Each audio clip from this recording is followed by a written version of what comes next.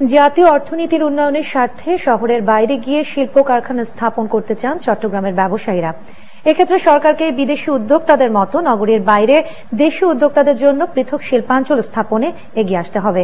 বিরাজমান সমস্যা কাটিয়ে উঠতে সরকারিভাবে উদ্যোগ নেওয়া না হলে আগ্রহ হারিয়ে ফেলবে নতুন উদ্যোক্তারা।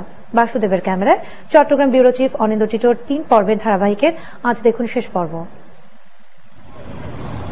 চট্টগ্রামে জমির উচ্চমূল্য, অবকাঠামোগত সমস্যা, গ্যাস বিদ্যুতের অভাবে শহরের বাইরে গিয়ে শিল্প কারখানা স্থাপন করতে পারছেন না ব্যবসায়ীরা। তারা বলছেন, সরকারিভাবে এসব সুযোগ সুবিধা নিশ্চিত করায় ঢাকা শহরের বাইরে শিল্প এলাকা বিস্তৃত হয়েছে আশুলিয়া, সাভার, টঙ্গীর গণ্ডি ছাড়িয়ে ময়মনসিংহ পর্যন্ত। 100 একর জায়গা কিনেন, সেখানে আপনার ধরেন 50 কোটি টাকা চলে যায়। এই 50 কোটি টাকা দিলে তাহলে আপনি ইন্ডাস্ট্রি করবেন কেমন? Building, machinery, running capital.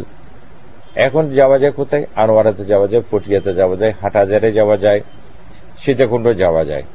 কিন্তু সেখানে যে সাপোর্ট, গ্যাস, ইলেকট্রিসিটি, এইগুলো যথেষ্ট অভাব। ব্যবসায়ীরা বলছেন, বিদেশি উদ্যোক্তাদের জন্য সরকারি উদ্যোগে সব ধরনের সুযোগ সুবিধা দিয়ে শহরের বাইরে পৃথক শিল্পজোন স্থাপন করতে পারলে দেশীয় উদ্যোক্তাদের জন্য কেন সম্ভব হবে না? আমরা পৃথক জোন গত 1 যুগ ধরে চেয়ে আসছি, আমাদেরকে কেন ওরকম একটা জায়গা করে দিচ্ছেন না? সরকার স্ট্রাকচার করে দেবে, উই উইল শিফট দেয়ার। তাহলে 100% কমপ্লায়েন্স নিয়ে কারো কোনো প্রশ্ন আসবে না। We will pay the rent, we are ready to do that.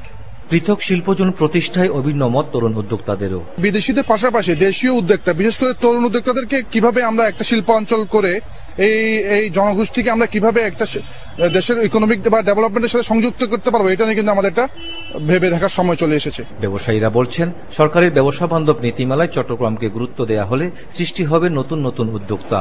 আর এসব উদ্যোক্তারাই জাতীয় অর্থনীতি শক্তিশালী করে নির্দিষ্ট সময়ের আগেই বাংলাদেশকে পরিণত করবে উন্নত আয়ের দেশে। অনিন্দ্য টিটো, জিটিভি নিউজ, চট্টগ্রাম।